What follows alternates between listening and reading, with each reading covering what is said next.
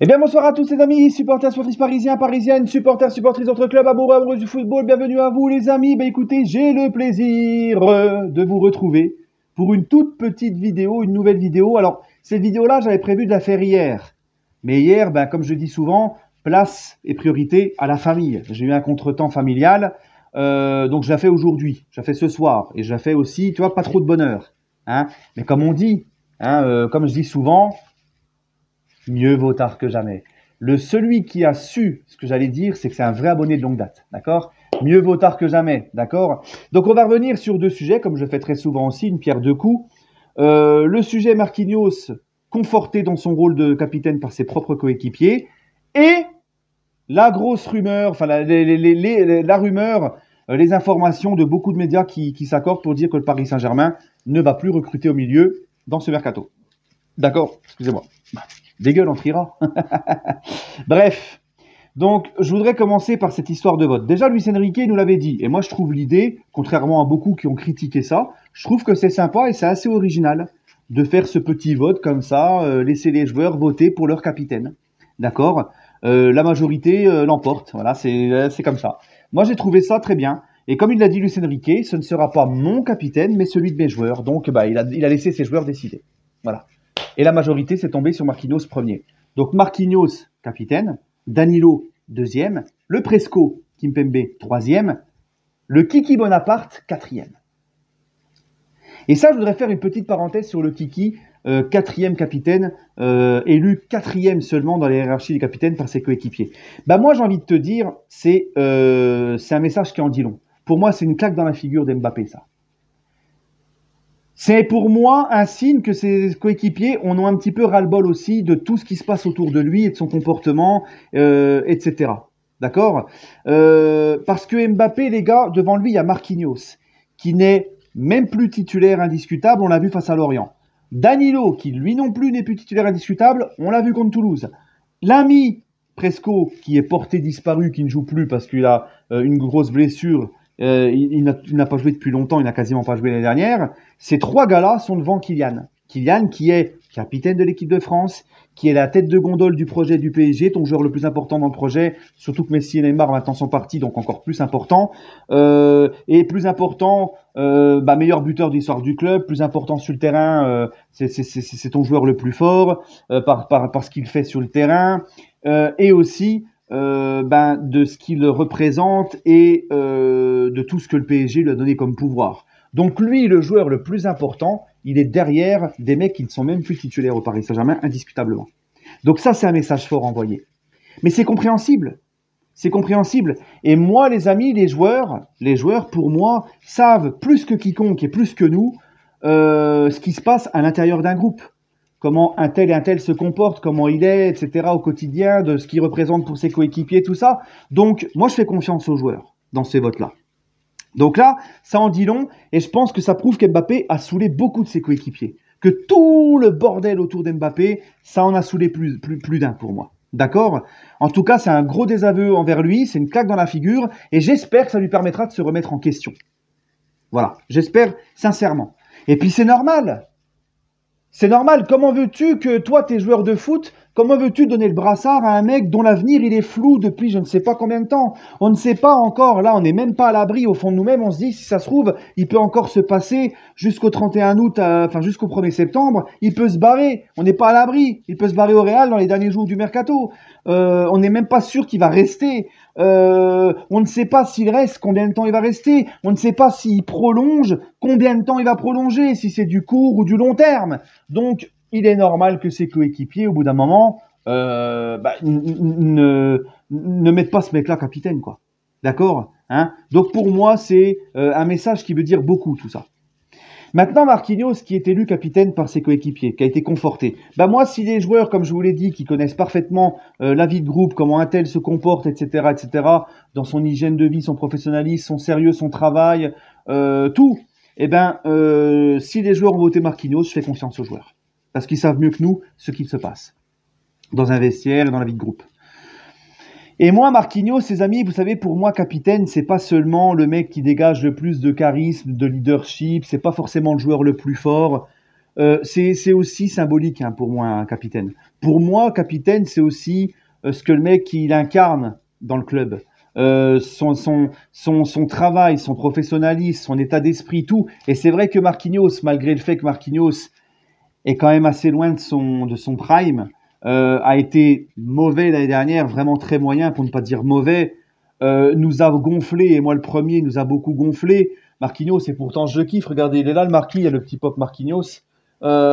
Marquinhos, moi il m'avait gonflé parce que dans son attitude, on laisse nos femmes et nos enfants pour aller travailler au foot, là, je sais pas quoi, comme s'il allait dans les tranchées, quand il était en pleine guerre. Quand il a dit à Kimpembe va pas voir les ultras parce qu'ils sont énervés, il m'avait beaucoup déçu moi l'année dernière, Marquinhos. Mais si on regarde depuis le temps qu'il est au PSG, ben avec Verratti, c'est le joueur qui est le plus derrière Verratti, c'est le joueur qui est le plus ancien au niveau du PSG. C'est un mec qui, malgré tout, dans sa globalité, a toujours marqué pardon, du respect pour les supporters, pour la ville, pour ce club. C'est un mec, il a jamais fait de vagues. C'est un mec, il a jamais fait de bruit. C'est un mec, il sait toujours, il n'y a pas de problème d'hygiène de vie, pas de problème de communication. Tu sais, mis à part l'année dernière, ces deux trois petits virages là, mais globalement, c'est vrai que c'est un joueur discret. On n'en entend pas trop parler. C'est un joueur qui est très professionnel, qui est très sérieux, qui travaille. Donc je pense que c'est tout ça qui plaît aussi à ses coéquipiers. D'accord? Et c'est important, la longévité, tout ce que je vous ai dit, c'est important pour le brassard de capitaine. Et c'est pas forcément, il faut se mettre ça dans la tête, c'est pas forcément le joueur avec le plus de caractère et qui donne le plus de voix dans le vestiaire, qui dégage le plus de leadership ou qui donne le plus de consignes ou quoi, qui est forcément le capitaine. Il y a des grands joueurs dans des grands clubs qui n'étaient pas capitaine de leur club. C'est pas non plus le plus fort qui est capitaine. D'accord? Et ça n'empêche pas un mec qui n'est pas capitaine d'être un joueur important dans le vestiaire, d'être un joueur cadre et de donner des consignes à tout le monde. Voilà. Ça n'empêchera pas les autres. C'est pas que Marquinhos qui va donner des consignes, donner de la voix et parler dans un vestiaire. Les autres peuvent très bien le faire aussi et ça leur empêchera pas de le faire. Hein, d'accord? Donc pour moi, bah écoutez, Marquinhos qui reste capitaine, j'espère que ça va lui permettre de gommer ses erreurs, de retrouver son niveau, de s'améliorer dans son leadership, plus faire caca culotte non plus, et puis surtout ne plus nous refaire ce qu'il a fait l'année dernière, là où il nous a déçus sur certaines de ses déclarations. Voilà. Parce que globalement, Marquinhos, comme je vous l'ai dit, il y a beaucoup de positifs aussi. D'accord, faut pas oublier qu'il a fait des gros matchs avec le PSG. Faut pas oublier que, d'ailleurs, en phase finale de Ligue des Champions, pour la petite anecdote, il a quand même le double de buts que Neymar. Hein, il est défenseur central quand même, Marquinhos. Donc, faut pas non plus tout jeter, pas non plus tout oublier, parce que l'année dernière, voilà. Bref, hein, là, on parle globalement. Donc, je pense que globalement, ben, il a le respect de ses coéquipiers, et s'ils ont revoté pour lui, c'est pas pour rien.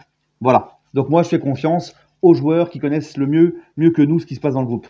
Maintenant, le poste de milieu de terrain. Ah, le poste de milieu de terrain. Ben écoutez, là, le PSG pourrait faire Colomani et Barcola. C'est très bien parti pour Colomani, Barcola un petit peu plus compliqué, mais c'est des recrues offensives.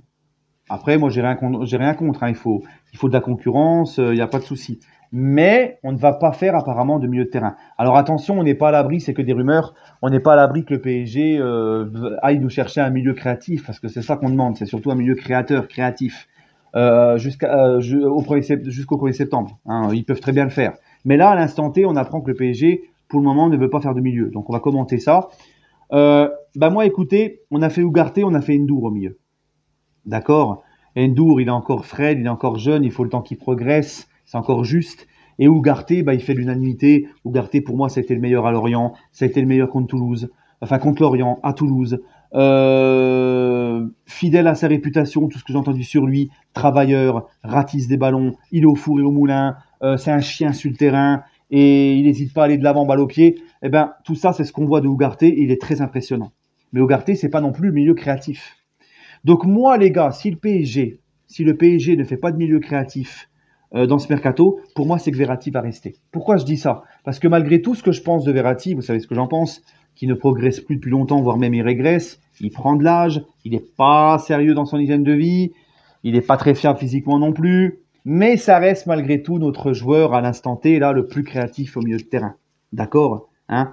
Donc, je pense que si le PSG ne fait pas de milieu de terrain ne fait plus de milieu de terrain dans ce mercato, du moins milieu de terrain créatif, c'est que Verratti va rester pour moi. Je ne peux pas concevoir que Verratti parte et qu'on ne va pas chercher de milieu de terrain créatif pour le remplacer. Parce que tu n'auras plus de créateur au milieu, en fait. Voilà. Et je pense que si Verratti reste et qu'on ne fait plus de milieu de terrain dans ce mercato, pour moi, c'est pas non plus dramatique. Parce qu'avec un milieu de terrain Ugarte, Verratti, Zahir Emery, voire même le petit Vitinha, ou voire même Kangingli, moi je le préfère dans le cœur du jeu, Kangingli, avec ses qualités de passe, de dribble et de percussion, et sa vision de jeu et sa patte gauche, je le préfère dans le cœur du jeu, parce qu'on apprend que Kangingli pourrait revenir en tant que milieu relayeur. Et ben moi, tu vois, un milieu de terrain Ugarte, Verratti, plus un des trois que j'ai cités, pour moi, ça a quand même de la gueule. Voilà, ça a quand même de la gueule. Hein, je pense qu'il y a moyen de faire quand même quelque chose d'intéressant. Voilà.